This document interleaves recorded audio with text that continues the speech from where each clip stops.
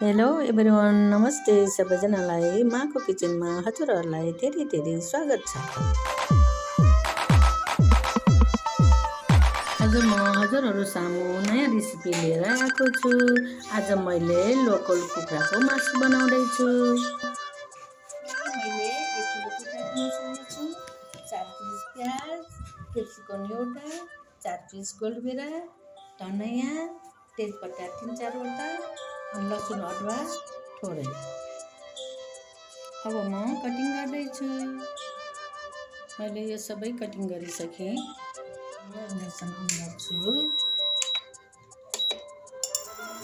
त्यसमा तेल राखिसकेँ मैले। अब मेथी थोरै एड गरिदिन्छु। त्यो पनि थोरै राखिदिन्छु म। पुरानो थोरै राखिदिन्छु। अब मेथी कालो भइसक्यो। यसमा आधी चम्चा बेसार एड गरिदिन्छु। त्यसपछि मासु यो राम्रोसँग पखालेर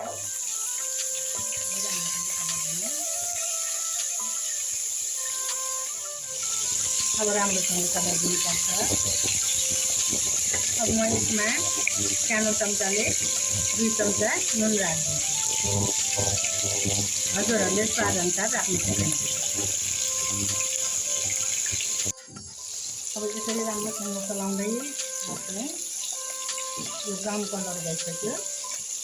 अब यसमा म प्याज, क्याप्सिकम एड गरिदिन्छु।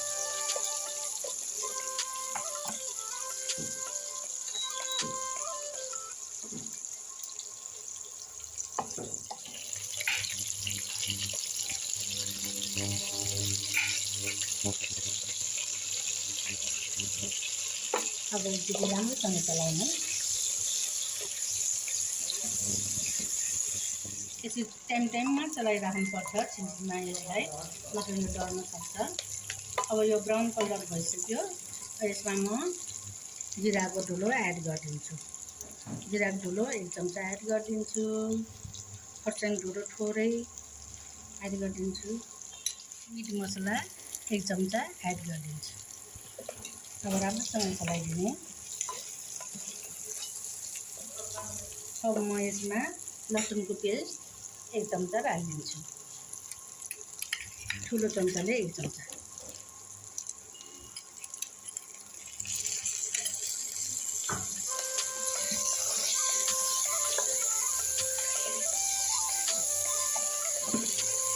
अब यो मासु राम्रोसँग फ्राई भइसक्यो। अब म यसमा गोलभेरा एड गरिदिन्छु।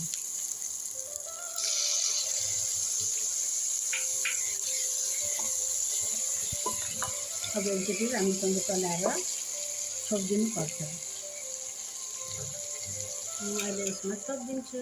अब यो राम्रोसँग फ्राई भइसक्यो। अब म यसमा थोरै पानी एड गरिदिन्छु। अनि यसलाई राम्रोसँग चलाएर म 2 सिटी लगाइदिन्छु।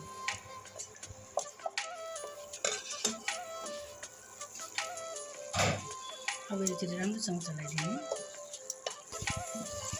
अब राम्रोसँग पाकिसक्यो। यसमा 2 सिटी लगाइदिएको। अब म यसमा रस राखिदिन्छु। यो लोकल कुखुराको मासुमा रस राखेको मिठो हुन्छ। अब म यसमा दालचिनी, सुकमेल अनि मरिचको पेस्ट अलिकति राखिदिन्छु। अब धनियाँ एड गरिदिन्छु।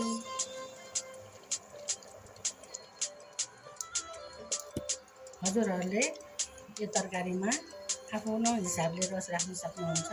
मैले चाहिँ यतिको राखेँ। यो तरकारीलाई राम्रोसँग चलाएर एकछिन उमाल्नुपर्छ। अनि यो रेडी हुन्छ। अब यो मासु रेडी भइसक्यो। हजुरहरूले पनि घरमा यसरी नै बनाएर मेरो भिडियो मन पर्यो भने लाइक, कमेन्ट एन्ड सब्सक्राइब गरिदिनु होला र बेल आइकन पनि थिचिदिनु होला। Thank you for watching.